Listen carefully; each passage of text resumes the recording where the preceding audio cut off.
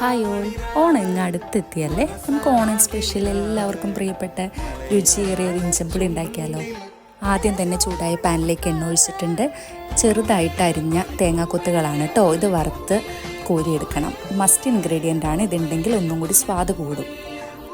അതിനുശേഷം നാളികേരക്കൊത്ത് വറുത്ത അതേ എണ്ണയിൽ തന്നെ കടുക് പൊട്ടിക്കുക, കുറച്ച് കറിവേപ്പില, വറ്റൽമുളക് ഇടുക. അതിനുശേഷം ഇഞ്ചി ചേർത്ത് നന്നായി മൂപ്പിക്കുക, പച്ചമുളക് ചേർക്കുക. നന്നായി മൂത്ത് വരണം കേട്ടോ. നന്നായി മൂത്ത് വന്നതിന് ശേഷം മുളക് പൊടി, മഞ്ഞൾപ്പൊടി മാത്രം ചേർക്കുന്നുണ്ട്. നല്ല ചൂടുവെള്ളത്തിൽ കുതിർത്ത് വെച്ച വാളൻ പുളി അരിച്ചെടുത്ത വെള്ളമാണ് കേട്ടോ ചേർത്തത്. അല്പം കറിവേപ്പിലയും കൂടി ചേർക്കാം.